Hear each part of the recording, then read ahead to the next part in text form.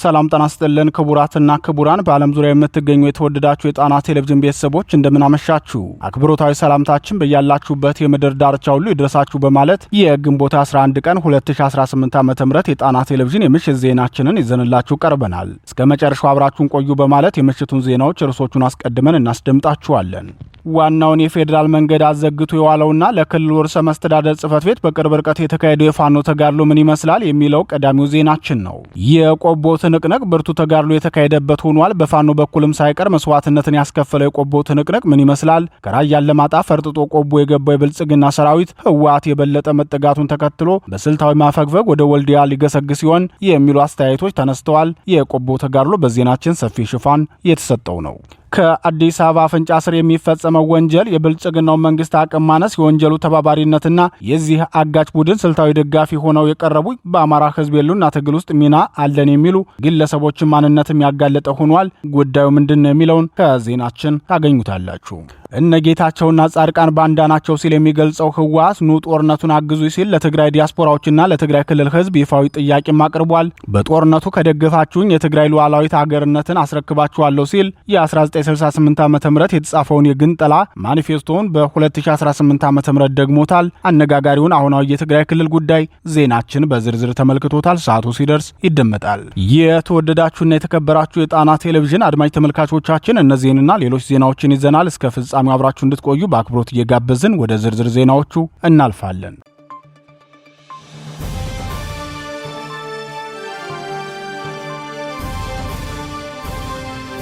ፋኖ ከባህር ዳር በቅርብ ርቀት ያደረገው ተጋድሎ። የአማራ ፋኖ ብሔራዊ ንቅናቄ ጎንደር ጠቅላይ ግዛት በላይዝ ከክልል ዋና ከተማ ባህር ዳር በቅርብ ርቀት በምትገኘው ሐሙሲት ከተማ ዙሪያ ባደረገው ተጋድሎ በብልጽግናው ሰራዊት ላይ ከፍተኛ ኪሳራ ማድረሱን በዙ የሜጀር ጀነራል ዋንታባታ አንደኛ ኮር የህዝብ ግንኙነት ክፍል ገለጸ።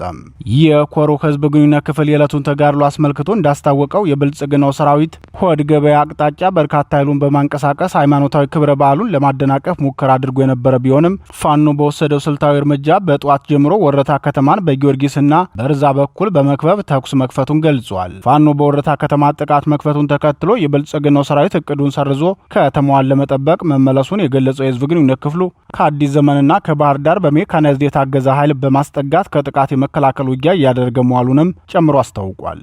ነበልባሉ ፎገራ ይባል የነበረውና በአዲሱ ስያሜው 23ኛ ክፍለ ጦር በወረታ ዙሪያ ባደረገው ተጋድሎ በብልጽግናው ሰራዊት በኩል ከፍተኛ ቁሳዊና ሞራላዊ ኪሳራ ደርሶበት ግዳጁን ሰርዞ ወደ ወረታ ከተማ ተመልሷል ሲል የህዝብ ግንኙነት ክፍሉ ጨምሮ ገልጿል። በወገን በኩል ምንም አይነት ጉዳት ሳይደርስ በዜሮ መስዋዕትነት ክፍለ ጦሩ ያቀደውን እቅድ አሳክቶ በጠላት ላይ የበላይነቱን አስመስክሯል ሲል የሜጀር ጄኔራል ዋንታባት አንደኛ ኮር የህዝብ ግንኙነት ክፍል የገለጸው የዕለቱ ተጋድሎ ከባህር ዳር ከተማ በቅርብ ርቀት ላይ በሚገኙ አካባቢዎች የተካሄደ ውጊያ በመሆኑ ለክልሉ መንግስት ከባድ ፈተና እንደሆነበትም አስታውቋል። በፋኖ ተከታታይና ፈጣን ማጥቃት ዓላማው የከሸፈበት የብልጽግና ፖለቲካዊና ወታደራዊ ካድሪ ስብስብ ወረታ አስተዳደር ቢሮ ተሰብስቦ በመቀመጥ ተጨማሪ ኃይል እንዲመጣለት ለበላይ አዛዦቹ ጥያቄ ማቅረቡን ከውስጥ የመረጃ ምንጮቻችን አረጋግጫለሁ ሲል የኮሮ ህዝብ ግንኙነት ክፍል ተናግሯል።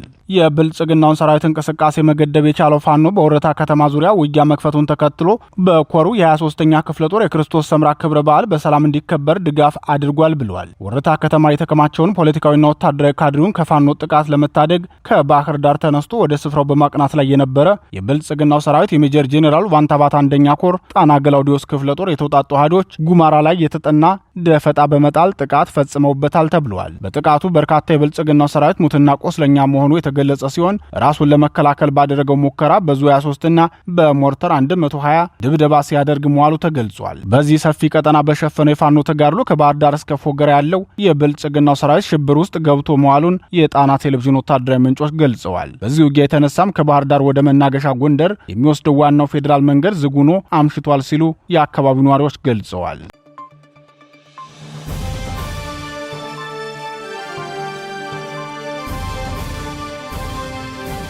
የቆቦው ትንቅንቅ በራያ ቆቦ ወረዳ አዲስ ቅኝ በሚባል ቦታ ወታደራዊ ስምሪት ወስዶ የገባ የብልጽግና ሰራዊት በፋኖ ላይ ጥቃት መፈጸሙን ተከትሎ በአካባቢው ከባድ ውጊያ መቀስቀሱን የጣና ቴሌቪዥን ምንጮች ገልጸዋል። ወደ ራያ ቆቦ ፋኖን ከበባ ውስጥ ለማስገባት ከተንቀሳቀሰው የብልጽግናው ሰራዊት ጋር በተደረገው ውጊያ ሰዋዊና ቁሳዊ ኪሳራ መድረሱን የዓይን እማኞች ተናግረዋል። እንደ ምንጮቻችን ገለጻ በራያ ቆቦ ጮቢ በርና ሌሎች አካባቢዎች በሶስት ግንባሮች የተንቀሳቀሰው የብልጽግናው ሰራዊት ወደ ቦታው የገባው ፋኖን ከበባ ውስጥ በማስገባት ለማጥቃት ቢሆንም የሰነዘረውን ጥቃት ፋኖ ፈጣን ወታደራዊ አጸፋ መልስ በመስጠቱ የብልጽግናው ሰራዊት ከፍተኛ ኪሳራ እንዲደርስበት አድርጎታል።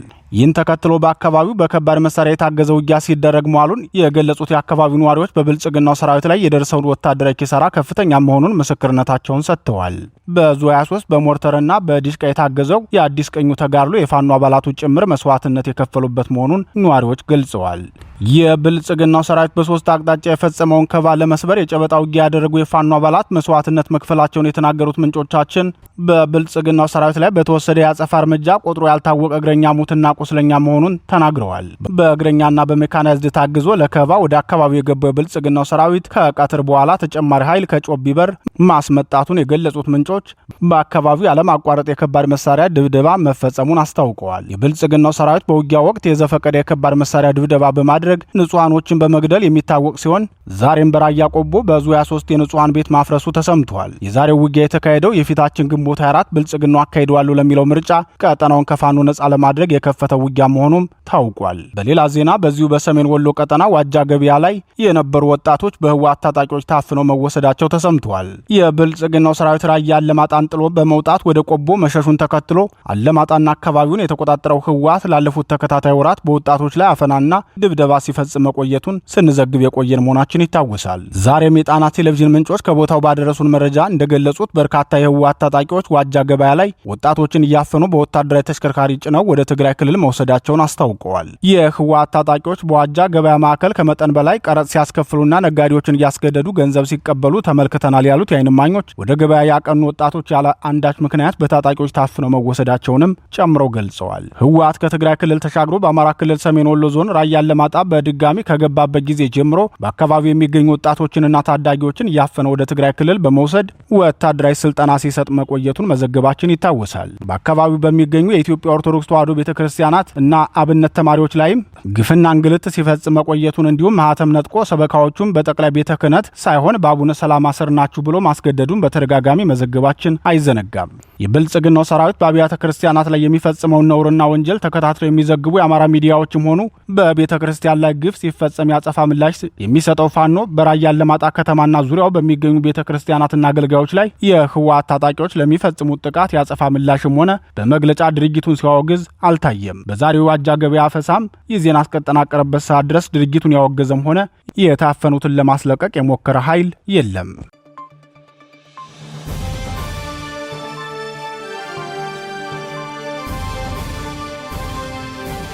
የአዲስ አበባ ዙሪያው ጥቃት ከአዲስ አበባ በቅርብ ርቀት በሚገኘው ሰላሌ አውራጃ አሊዶሮ ተብሎ በሚጠራው ቦታ የኦነግ ሸኔ ታጣቂዎች ከአማራ ክልል የተነሳ ተሽከርካሪ ጥቃት ከፍተው ተሳፋሪዎችን ማገታቸውን ምንጮች ገለጹ።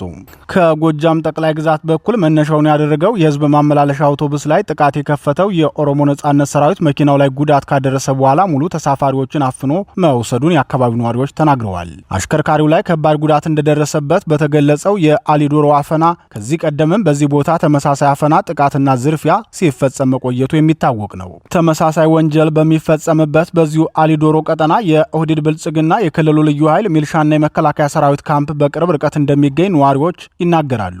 ወንጀሉ የሚፈጸመውም በመናበብ ነው ሲሉ የወንጀሉን ድርጊት ያብራራሉ። ያለፉትን 8 ዓመታት ከአማራ ክልል ወደ አዲስ አበባ በየብስ የሚደረጉ ጉዞዎች ስጋት ያጣለባቸውና በርካቶችም ለሞት ለእገታና ለዝርፊያ መዳረጋቸው ይታወቃል። ድርጊቱን የሚፈጽመው ኦነግ ሸኔ ነው በማለት ብልጽግናው ቢገልጽም የአካባቢው ነዋሪዎችና ከእገታ የተለቀቁ ግለሰቦች የሚናገሩት ግን እገታው በቅንጅት የሚፈጸም መሆኑን ይገልጻሉ። የኦነግ ሸኔ ሰራዊት አፈናና እገታ ይፈጽማል ተብሎ ከመገለጹ በፊት የብልጽግናው ሊቀመንበር ወደ ስልጣን በመጡባቸው የመጀመሪያዎቹ ዓመታት ላይም የአዲስ አበባ መግቢያ በሮች ለአማራ ሕዝብ ዝግ እንዲሆኑ መደረጋቸው አይዘነጋም። በተለይም ቄሮ የሚባለው የስርዓቱ ልዩ ተጠቃሚ ወጣቶች ስብስብ ለሕክምናም ሆነ ለማህበራዊ ኢኮኖሚያዊ ጉዳይ ወደ አዲስ አበባ የሚገቡ የአማራ ተወላጆችን መንገድ እየዘጋ ሲያሰቃይ የነበረበት ጊዜ አይዘነጋም። ከነዚህ ሁለት ክስተቶች በተጨማሪም የኦሮሚያ ክልል ልዩ ኃይል የሚባለው ቡድንም በተመሳሳይ ወደ አዲስ አበባ በሚገቡ የአማራ ተወላጆች ላይ ጥብቅ ፍተሻ፣ ንብረት ቅሚያ፣ ህገወጥ እስርና አግቶ በገንዘብ መደራደርን የመሰለ ውንብድና ሲፈጽም መቆየቱም አይዘነጋም። የዛሬው የሰላሌ አውራጃው እገታና ጥቃትም ከዚህ የብልጽግናው ስርዓት ፍላጎትና ተልዕኮ በተሰጠ መመሪያ ሊሆን እንደሚችል ሀሳባቸውን ይሰጣሉ። እገታና አፈናውም ሆነ ጥቃቱ በኦነግ ሸኔ ታጣቂዎች መፈጸሙን የሚናገሩት አስተያየት ሰጪዎች የመንግስት ሚና ለእገታው ስልታዊና የሎጂስቲክ እንዲሁም የመረጃ ድጋፍ በመስጠት ነው። በዚህ መልኩ ባይተባበረው ኑሮ አንድ ታጣቂ ኃይል ለ7 ዓመት ሙሉ አንድ ቦታ ላይ ከ150 ጊዜ በላይ እገታና ጥቃት መፈጸም አይችልም ነበር ብለዋል። የሰላሌው ቀጠና የዛሬውን እገታ ጨምሮ በ150 ጊዜ በላይ የተሽከርካሪና የተሳፋሪዎች እገታ የተፈጸመበት መሆኑን የአካባቢው ነዋሪዎች ተናግረዋል። ከአዲስ አበባ 115 ኪሎ ሜትር ርቀት ላይ ይህንን ያህል ጊዜ አፈናና እገታ የተፈጸመው በመንግስት እውቅናና ትብብር ነው የሚሉትም ከዚህ በመነሳት ነው።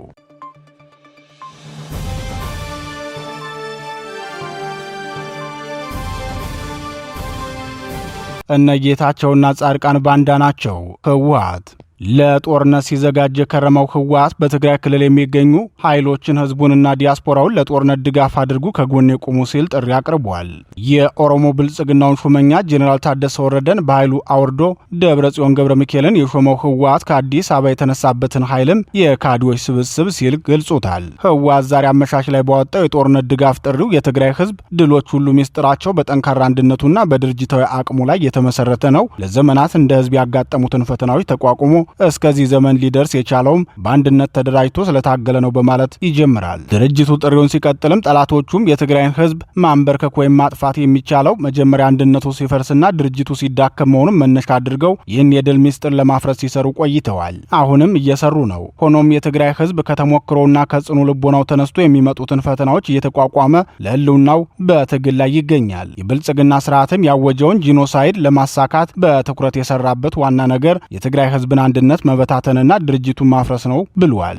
በጌታቸው ረዳና በቀድሞ ኤታማዦር ሹም ጄኔራል ጻድቃን ገብረትንሳኤ አስተባባሪነት አዲስ አበባ ላይ የተዋቀረውን ቡድን ከሃዲ ብሎ የጠራው ህወሓት የብልጽግና መንግስት ጥቂት ከዕዳተኞችን ሰብስቦ በማስተባበር የትግራይን ህዝብ ለመከፋፈልና ብሔራዊ ተቋማቱን ለማፍረስ ቀንና ሌሊት ሰርቷል። ነገር ግን ህዝቡ ይህንን የተቀነባበረ ሴራ በጊዜው በመረዳት ከጂኖሳይደር ስርዓት ጋር ተባብረው አንድነቱን ለማፍረስ የሞከሩትን የብሔራዊ ክህደት ቡድን በጽናት ታግሎ ወደ ትክክለኛ ሰፈራቸው መልሷቸዋል በማለት በትግራይ ክልል ከሱ አስተሳሰብ ውጭ ያለውን ኃይል ሁሉ የትግራይ ህዝብ በራሱ መንገድ እያጠራ ለዚህ መብቃቱን ይናገራል። በአቶ ጌታቸው ረዳና ጻድቃን ገብረትንሳኤ የሚመራ አንድ የትግራይ ፖለቲከኞች ቡድን በአዲስ አበባ ተዋቅሮ በትግራይ የሰላም ኃይል ጦር እየተመራን መቀሌ እንገባለን ብሎ ትናንት መግለጫ መስጠቱ ይታወሳል።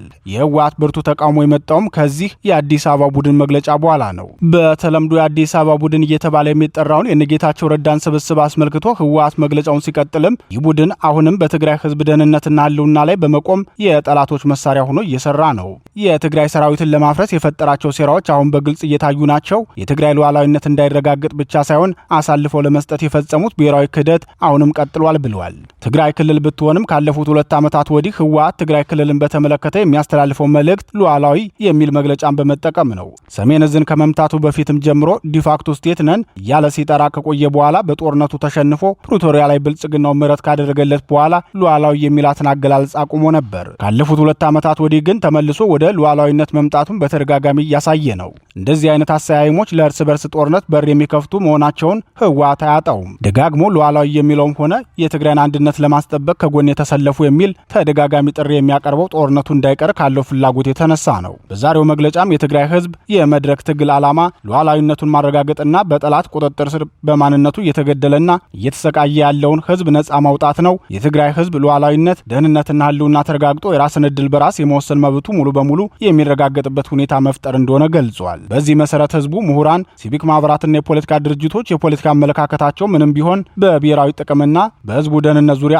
አንዱ ነው መታገል አለባቸው ሲል ይገልጻል። በዚህ መልእክቱም የትግራይ ብሔራዊ ጥቅም የሚል አገላለጽ መጠቀሙን አስተውለናል። በዚህ ብቻ ያላበቃው የህወሓት ማሳሰቢያና መልእክት ያጋጠመንን ብሔራዊ አደጋ በብቃት ለመመከት አሁንም እንደ ሁልጊዜው አቅማችንን አደራጅተን ለህልውናችን ማረጋገጥ በአንድነት መድረክ በማድረግ ትግል እንሰለፍ፣ ያለፈው ይበቃል ብላችሁ ወደ ህዝባችሁ ተመልሳችሁ በብሔራዊ ጥቅምና ደህንነት ስር ሆናችሁ ያላችሁን የፖለቲካ ልዩነት በሰላማዊ መንገድ እንድትፈቱ ተጠርታችኋል። ከጂኖሳይደር ጋር በመወገን የሚረጋገጥ የፖለቲካ ዓላማ ሊኖር አይችልም ብለዋል። ከቀናት በፊት ለቀጣዮቹ 2 ወራት የመንግስት ሰራተኛ ደሞዝ እንዳትከፍሉ ብሎ መመሪያ ያወረደው ህወሓት ዛሬ ደግሞ ተመልሶ የተፈጠረውን ኢኮኖሚያዊ ቀውስ መፍታትና የወደመችውን ትግራይ መልሶ መገንባት መጀመር አለብን ሲል ይናገራል።